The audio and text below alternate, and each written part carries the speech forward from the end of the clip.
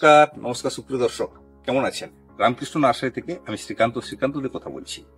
এঁচুড় চাষে লাখ টাকা, তাও আর নিশ্চয়তার সাথে। এই জন্য শুধু পশ্চিমবঙ্গ না, ভারতবর্ষের বিভিন্ন প্রান্ত থেকে মানুষ আসেন আমাদের কাছে।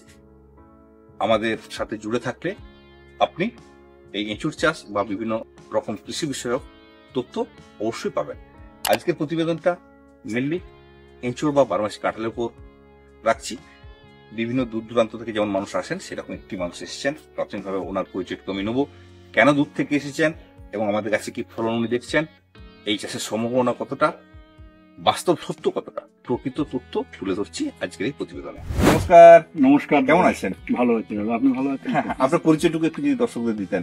আমার বাড়ি হচ্ছে উত্তর চব্বিশ পরগনা জেলায় গুমাতে, বারাসাত থেকে প্রায় 20 কিলোমিটার, বনগাঁর দিকে আরো এগিয়ে গিয়ে। এখন তো বাজে সকাল 8টা। এত তাড়াতাড়ি আপনি এলেন কি করে এখানে? না, অ্যাকচুয়ালি আমি গতকাল রওনা দিয়েছিলাম সকালবেলা। ওখান থেকে আমি একটু তারকেশ্বর, কামারপুকুর, আচ্ছা, এত দূরত্ব, এত কষ্ট করে আপনি যে রামকৃষ্ণ নার্সারিতে আসলেন কেন? আপনার দিকে তো নার্সারি আপনার কাছেই, তো আপনি 20-50টা গাছ পেয়ে যাবেন। হ্যাঁ, আমার বাড়ির কাছাকাছি 3-4 কিলোমিটারের মধ্যে প্রচুর নার্সারি আছে। আমি সেখানে গেছি, কিন্তু আমি এইভাবে এখানে চোখে তো এখন দেখলাম। আগে আপনার বিভিন্ন ভিডিওগুলো, প্রতিবেদনগুলো আমি দেখি, সেখানে যেভাবে আপনি কথা বলেন তার সত্যতাটা আমি যাচাই করে নিলাম এখন। সেটা একটা দিক। তারপরে আপনার সঙ্গে সাক্ষাৎ করা, সেটাও একটা দিক ছিল। আপনার কথাবার্তাও ভীষণ ভালো লাগে, সেটা একটা দিক ছিল। আমি ভেবেছিলাম যে আপনার সঙ্গে আসছিলাম, ঠাকুরকে ডাকছিলাম যে যেন ওনার সঙ্গে আমি সাক্ষাৎ পাই। আচ্ছা, আমি একটা কিছু সহজ প্রশ্ন আপনাকে করি, কারণ সবাই তো গুমা, হাওড়া বা উত্তর চব্বিশ পরগনা থেকে এখানে এসে পৌঁছাতে পারেন না। অনেকেই বাড়িতে বসে আসল তথ্যটা জানতে চান। এই যে গাছগুলো আপনি দেখছেন, এই গাছের প্রকৃত কত বয়স বলে আপনি মনে করছেন? আমার জন্য হচ্ছে যে এটা খুব বেশি হলে 2 থেকে 2.5 বছর বয়স হবে গাছটা। 3 বছর বয়স হবে? হ্যাঁ, খুব বেশি হলে 3 বছর বয়স হবে। এবং যে আমি আরেকটা কথা বলি, যে আমি সত্যি দেখে অবাক হয়ে গেছি যে আমি গাছটার ফলগুলো গুনলাম। এই মুহূর্তে এই গাছটাতে প্রায় 140টা ফল আমি গুনলাম। এই গাছটাতে 140টা আপনি ফল গুনেছেন? হ্যাঁ, আমি গুনলাম এক্ষুনি ওখানে দাঁড়িয়ে থেকে।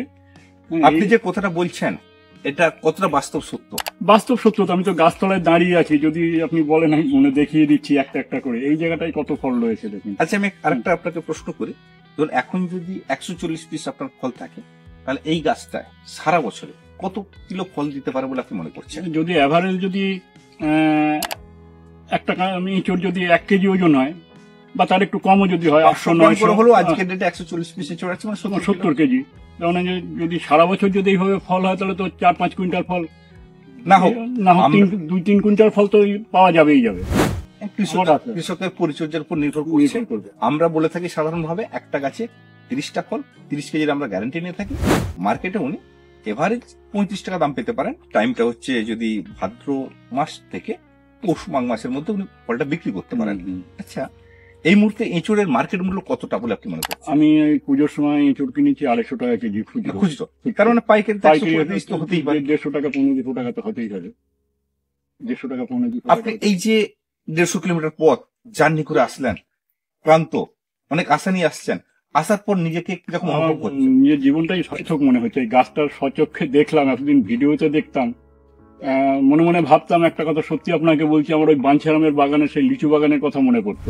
হ্যাঁ, এবং ওখানে আমি একটা মনোজ মিত্রের একটা সাক্ষাৎকার শুনেছিলাম। ওই বাগানটাতে যে কৃষ্ণনগর থেকে লিচু তৈরি করে এনে গাছে লাগিয়ে রেখেছে, সেটাও আমার সেই জিনিসটা, সেই ভ্রান্ত ধারণাটা আজকে এই গাছের সামনে এসে দাঁড়িয়ে ভুল হয়ে গেল। আচ্ছা, এখানে রামকৃষ্ণ নার্সারিতে যে কাতারে মানুষ আসেন, মানুষের ঠকে যাওয়ার চান্স নেই? একদমই নেই, একদম নিশ্চিন্তে আসতে পারে। আমার এসে এইটুকুনিতে যা ধারণা হলো আর কি। আপনি আজকে কপিস গাছের জন্য এসেছেন? আমি হচ্ছে শখের বাগানি আর কি। আমার জমি জায়গা আছে, কিন্তু সব লিজ ফিজ দেওয়া আছে আমার। এবং আমি হচ্ছে শখের বাগানি। বাড়িতেই আমার যে জায়গা আছে পুকুরের ধারে, সেখানে কিছুটা জায়গা ফাঁকা আছে। তা আপনি বলেছেন 12 ফুট দূরত্বে লাগাতে, তা সেখানে আমার 7খানা গাছ তাহলে বসবে। সেই হিসেবে আমি দর্শক বন্ধুকে নিয়ে যাব। মাত্র 7 পিস গাছের জন্য সেই সুদূর উত্তর 24 পরগনা থেকে মানুষ আসেন রামকৃষ্ণ নার্সারিতে। আরেকটা কথা আপনাদেরকে বলি, ধরুন যাদের জায়গা নেই আপনার মতো, তারা কি নিজের বাড়ির আনাচে কানাচে বিষ-মুক্ত ফল খাওয়ার জন্য একদম 5-10 টাকা লাগাতে পারে? 5-10টা না হলো আমার মনে হয় 2টো গাছে রেখে দিলেও তোর বাড়িতে এটা তো খুব হাই প্রোটিন প্রোডাক্ট একটা। বাড়িতে দুটো গাছও যদি সে রেখে দেয়, একটু তাকে পরিচর্যা করে, আমি যেমন করছি, আমার বাড়িতে বিভিন্ন ধরনের গাছ আছে, ফলের গাছ টাছ, তার সঙ্গে আমি এটাও রাখছি যে আমার বাড়িতে 12 মাসের একটা সবজির যোগান হয়ে যেতে পারে একদিন। আমি না দুটো গাছ লাগালো 12 মাসের একটা সবজির যোগান হয়ে যাবে। এই যে চাষ, এই চাষটা কতটা প্রফিটেবল বলে মনে করছেন? মানে যে সমস্ত চাষিরা জমিতে চাষ করবেন কিছু আর্থিক ভাবে সমৃদ্ধ হওয়ার জন্য, ওনাদের পক্ষে কতটা সহায়ক বলে আপনি মনে করছেন? আমার তো মানে যাদের যেটা আপনার ওখানে শুনেছি একটু উঁচু জমি হলে ধান, পাট, গম, এগুলো তো সিজনালি সবজি, প্রচুর পরিশ্রম করতে হয়, শ্রমের ব্যাপার আছে, আমার জমি জায়গা আছে আমি জানি, প্রচুর পরিশ্রম করতে হয়। সেইভাবে দেখুন এখন ধান চাষ করে কিছু থাকে না, হ্যাঁ, লেবার কস্ট, এখানে যেটা আমি বুঝিয়ে দিই, লেবার কস্টিংটাও খুব কম, এবং তার থেকে আমার মনে হয় তো অনেক অনেক গুণ প্রফিট বেশি হবে। আচ্ছা, আমাদের এই এক একটা গাছ বছরে কত টাকার করে ফল দিতে পারে? মানে একটা বাগান বা একটা গাছে আপনি বলুন না, যেটা চোখে দেখছেন, কত টাকা ফল দিতে এই পারে? গাছটার থেকে আমি যা হিসাব পাচ্ছি, যদি এখন তো দেখলাম 140টা ফল আমি গুনলাম, তাও সমস্ত গুলো গুনতে পারিনি, এগুলো যেমন গুনতে পারিনি এখনো, তো 139টা আমি গুনেছি। তো তাতে যদি 500 গ্রাম করে ওজন হয়, তাহলে 140টা ফলে 70 কেজি। 70 কেজি যদি দাম, যদি অ্যাভারেজ আমি 150 টাকা করেও ধরি, তাহলে 7,000 টাকা। আজকে যদি আমি 150 টাকা করেও ধরি, তাহলে হচ্ছে প্রায় 70 কেজির দাম হচ্ছে 10,500 টাকা। বিশাল প্রচুর পাওয়া হিসাবে। আচ্ছা, আপনি 150 টাকা করে দামটা ধরছেন কেন? মানে আমি পুজোর সময় আমি 150 টাকা করে নিজে এঁচড় কিনেছি বাজার থেকে, 250 টাকা করে এঁচড় কেজি কিনেছি, 500 গ্রাম এঁচড় কিনেছি 125 টাকা দিয়ে। সেই হিসাবে আমি বললাম যে যদি 150 টাকা করে যদি পাইকারি মূল্য হয়, সেই হিসাবে আমি একটা হিসাব করলাম। আজকে ডেটটা যদি একটু বলতেন। আজকে হচ্ছে 12 অক্টোবর, 12 অক্টোবর আজকে। 12 অক্টোবর আমার কাছে প্রচুর পরিমাণ ফল বিক্রি হয়ে গেছে, প্লাস ফল বিক্রি উপযুক্ত হয়ে আছে, কন্টিনিউ ফলছে। আচ্ছা, একটা খুব সহজ প্রশ্ন করি। অনেকেই বলেন আপনার ভ্যারাইটিটা বছরে একবার ফল দেয়, না দুবার দেয়, না 3বার দেয়? এর উত্তরটা আমি আপনার মুখ থেকেই নেবো। না, আমি যেটা দেখছি, এতে তো দেখছি আপনি গাছ কেটেছেন, ইঁচড় কেটেছেন, সেটা দেখতে পাচ্ছি। একেবারে ছোট্ট জালি রয়েছে, মানে ভ্যারাইটি সাইজের ইঁচড় রয়েছে, বোঝাই যাচ্ছে এগুলো পরে এসেছে, এটা আগে এসেছে, তো দেখে বোঝা যাচ্ছে, তাতে বোঝাই যাচ্ছে যে 12 মাসই ফল দেয় আর কি। দেখে তাই মনে হচ্ছে, দেখে সেটাই বুঝতে পারছেন। আচ্ছা, আমরা প্ল্যান্টের দাম নিয়ে 150 টাকা, আপনার কাছে আপনি 50 টাকায় গাছ পেয়ে যান। আবার এতটা পথ কাল থেকে বেরিয়েছেন, রাত্রিতে হোটেলে নাইট স্টে করেছেন, সেখানে হয়তো আপনার 500-1000 টাকা লেগেছে। এখানে আমি আবার 125 টাকা আপনার প্ল্যান্টের দাম নেবো, আপনি কতটা ঠকে যাচ্ছেন? না, একদমই ঠকছি না। আমি এখানে আসার পরে আমার মনে হয়নি যে আমি একটু ঠকে যাচ্ছি।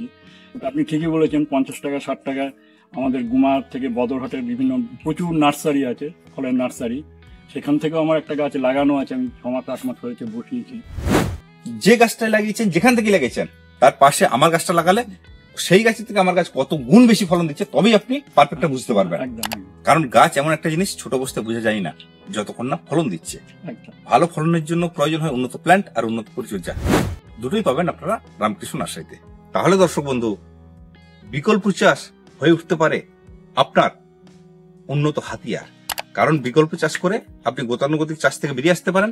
যদি মনে হয় আপনি আর্থিকভাবে স্বাবলম্বী হবেন, সেক্ষেত্রে এঁচড় চাষ হয়ে উঠতে পারে আপনার স্বপ্ন পূরণের সাথী। আরেকটা আমি কথা বলি, যারা রামকৃষ্ণ নার্সারিতে আসতে চান, আসার কথা একবার বলে দিই। হাওড়া বা বর্ধমান থেকে প্রথমে আপনারা আরামবাগে আসুন, আরামবাগ থেকে মদনগঞ্জ বাসে উঠুন, শান্তিপুর স্টপেজে নামুন, এখানেই আমাদের ভাগ। আর আপনাদের প্রয়োজনে যোগাযোগ নম্বর আমি স্ক্রিনে দিয়ে দিচ্ছি, যারা প্ল্যান নিতে চান বা আসতে চান, একটু নম্বরে যোগাযোগ করে নেবেন।